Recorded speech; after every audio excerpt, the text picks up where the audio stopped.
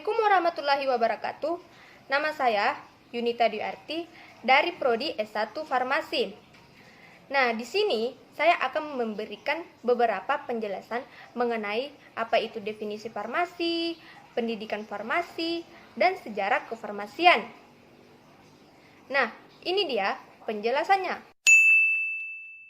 Farmasi merupakan profesi kesehatan yang meliputi kegiatan di bidang penemuan, pengembangan, produksi, pengolahan, peracikan, informasi obat, dan distribusi obat. Kata farmasi sendiri diturunkan dari bahasa Yunani, yaitu pharmakon, yang berarti cantik atau elok, yang kemudian berubah artinya menjadi racun, dan selanjutnya berubah menjadi obat atau bahan obat.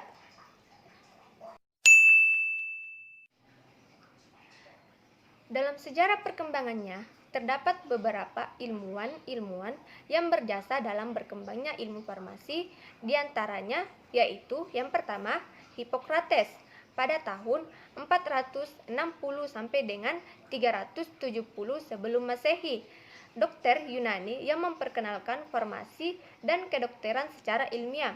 Beliau dianggap sebagai bapak ilmu kedokteran. Yang kedua yaitu ada Dioscorides pada abad 1 setelah Masehi, seorang ahli botani Yunani yang merupakan orang pertama yang menggunakan tumbuhan-tumbuhan sebagai ilmu farmasi terapan. Obat-obatan yang dibuatnya yaitu aspiridum, opium, ergot, dan cinnamon. Yang ketiga yaitu ada Galen pada 130 sampai dengan 200 sebelum Masehi, seorang dokter dan ahli farmasi dari Yunani. Karyanya dalam ilmu kedokteran dan obat-obatan yang berasal dari alam. Nah, yang keempat yaitu ada Philippus Aureolus pada 1493 sampai dengan 1541 sebelum Masehi, seorang dokter dan ahli kimia dari Swiss yang menyebut dirinya Paracelsus. Sangat besar pengaruhnya terhadap perubahan farmasi, menyiapkan bahan obat spesifik dan memperkenalkan zat kimia sebagai obat internal. Sedangkan ilmu farmasi baru menjadi ilmu pengetahuan yang sesungguhnya pada abad 17 di Prancis.